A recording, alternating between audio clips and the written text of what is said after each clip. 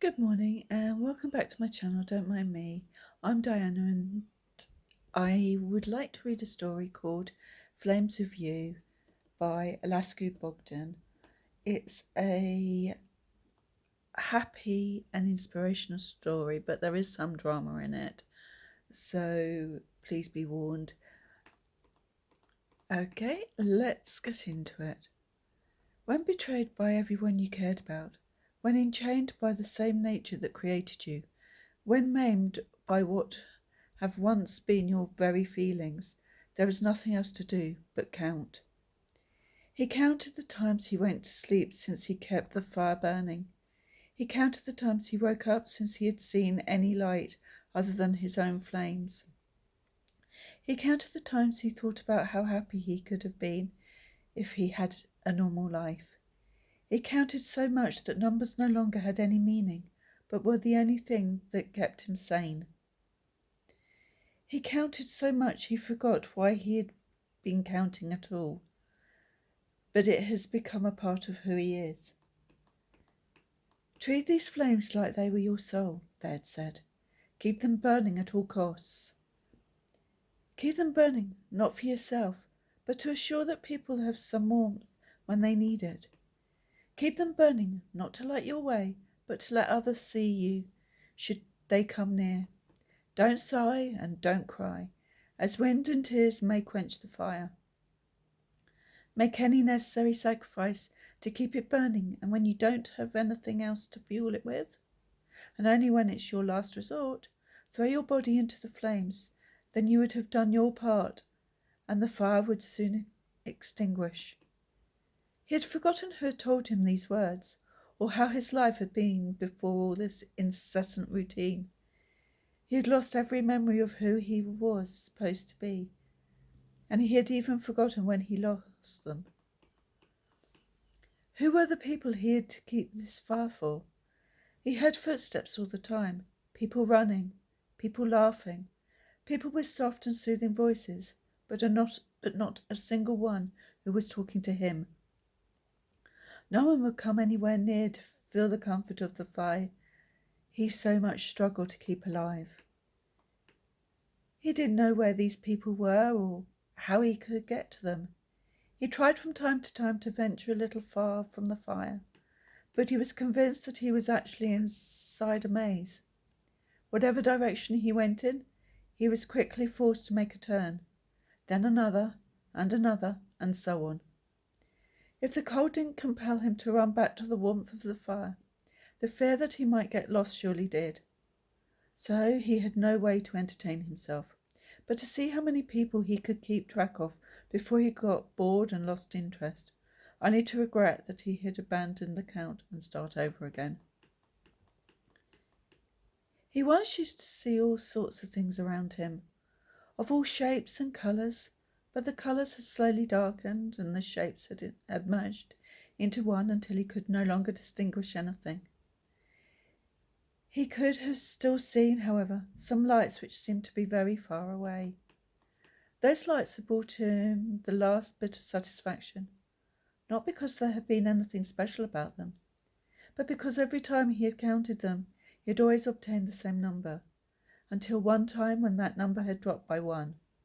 Then it decreased again, then again and again, until he could have seen how many lights there had been just by looking at them.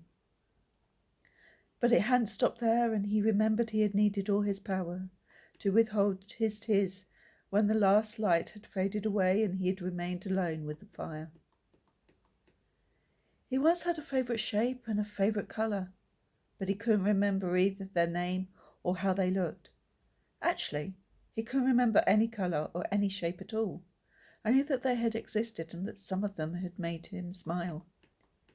A smile.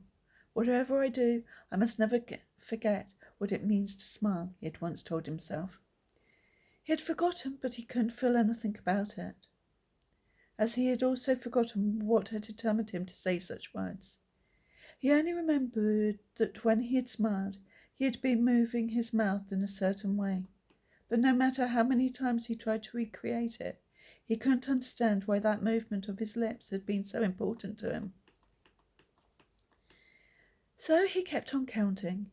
He knew that once the times he went to sleep had been called days, and multiple days would have been called weeks, then months, and then years. And years have been some very big deals for people.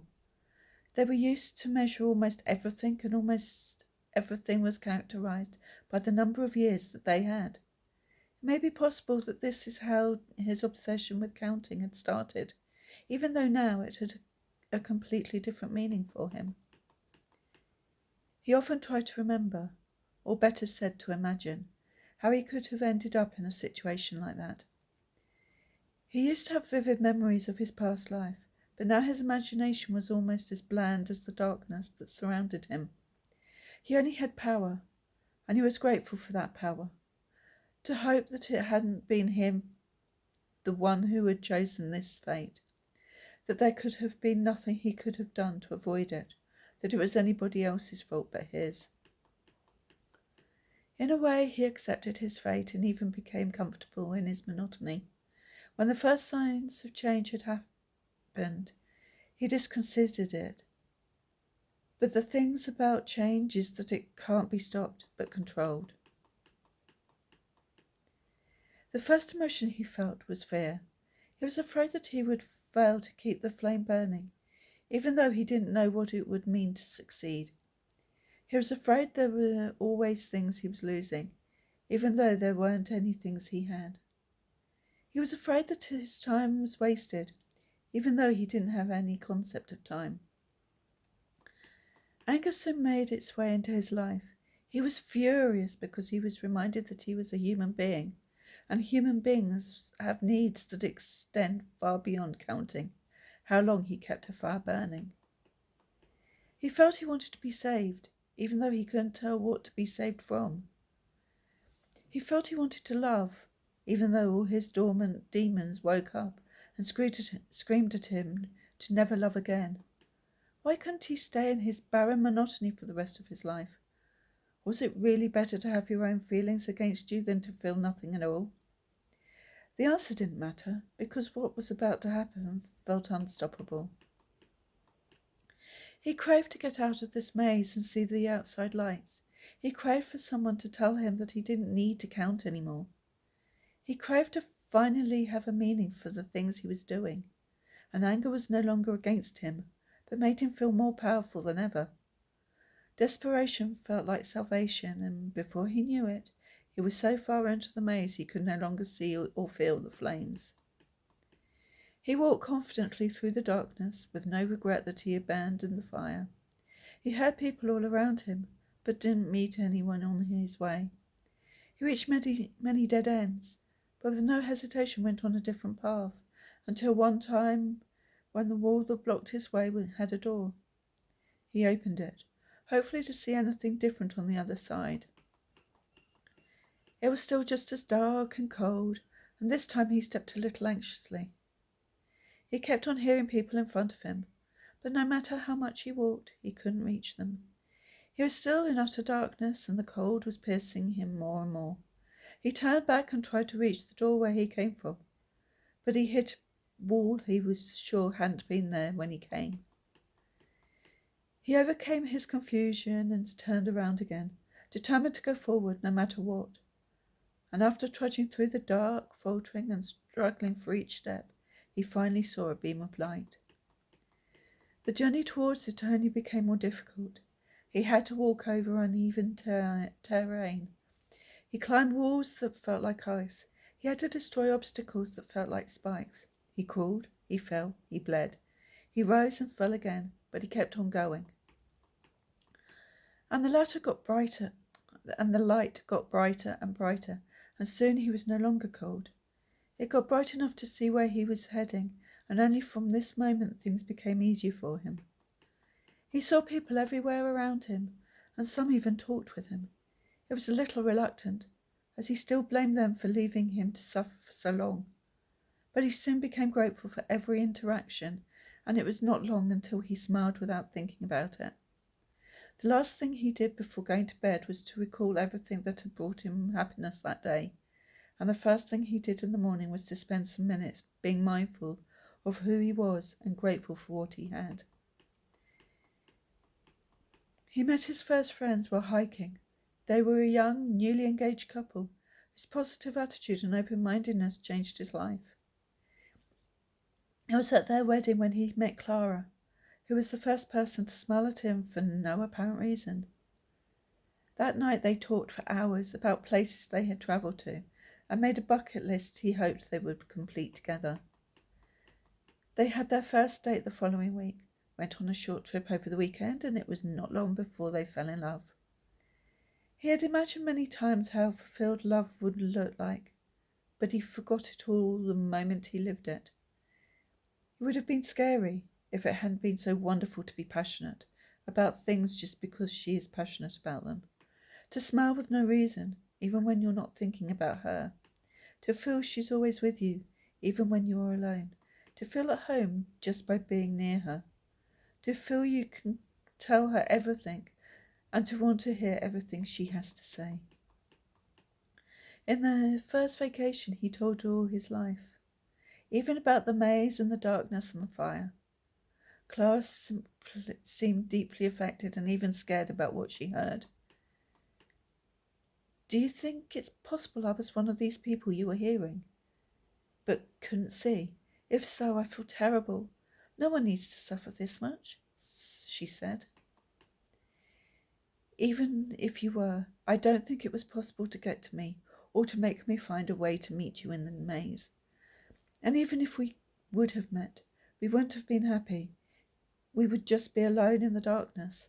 I would never have been able to see how wonderful you are, and you would have never come to know any of the things you love about me.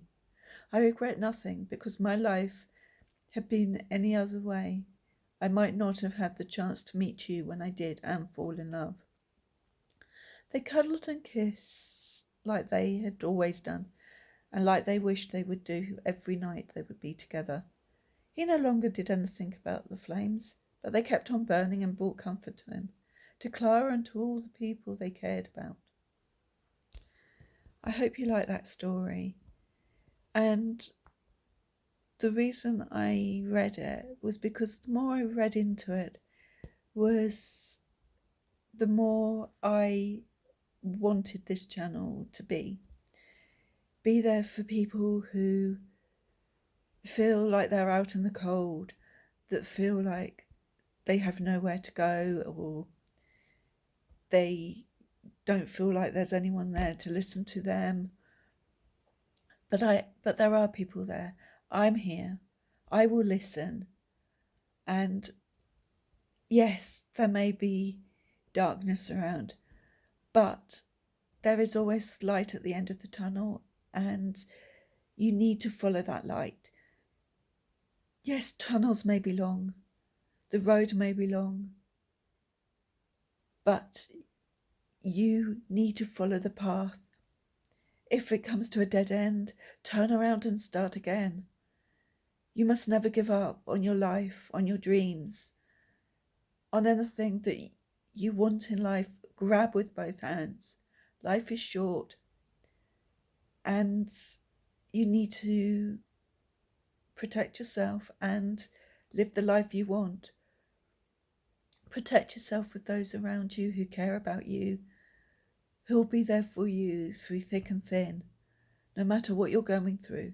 Those that will listen to you, understand you, and make you happy. Negativity kills, and we need more love and positivity in this world. And I hope through my channel I can do that and bring happiness and smiles to my followers and to people who see my videos. Now, please remember, love yourself, be kind to yourself, take breaks when you need to, and most of all, love each other, and your surrounding people will give it back 10 times, even 100 times. And until next week, stay loving, stay beautiful, and above all, stay safe. Bye.